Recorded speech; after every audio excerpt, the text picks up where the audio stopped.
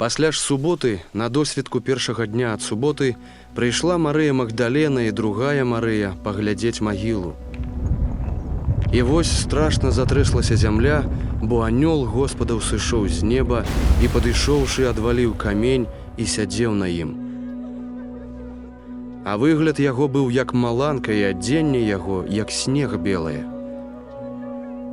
Ад страху перад ім затрымцелі вартаўнікі і сталі як мёртвыя. А анёл, адказваючы, сказаў жанчынам: «Не бойцеся, бо ведаю, што вы шукаеце Ісуса, які быў укрыжаваны. Няма яго тут, бо ён уваскрос, як сказаў. Ідзіце і паглядзіце на месца, дзе Господ быў пакладзены. Ды хутчэй ідзіце, скажыце вучням яго, ён уваскрос з мёртвых, і вось раней вас ідзе ў Галілею, там яго ўбачыце. Вось я сказаў вам». І выйшаўшы хутка з магілы, са страхам і вялікую радасцю пабеглі яны, каб паведаміць вучням яго.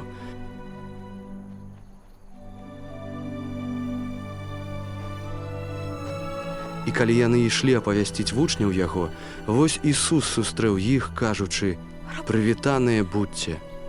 Яны ж падышлі і ўпалі да ног яго і пакланіліся яму. Тады гаворыць ім Ісус: «Не бойцеся, ідзіце, абвясціце братам маім, каб пайшлі ў Галілею і там мяне ўбачаць». А калі яны адышлі, вось некаторыя з вартаўнікоў прыйшлі ў горад і паведамілі першасвятарам пра ўсё, што здарылася.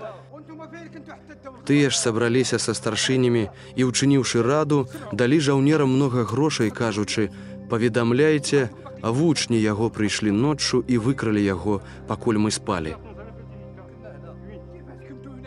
А калі пра гэта дачуецца намеснік, мы яго пераканаем і пазбавім вас пакарання.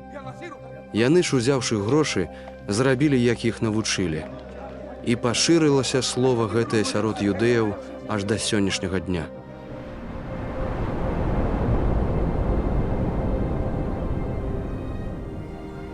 А 11 вучняў пайшлі ў Галілею на гару, куды ім загадаў Ісус.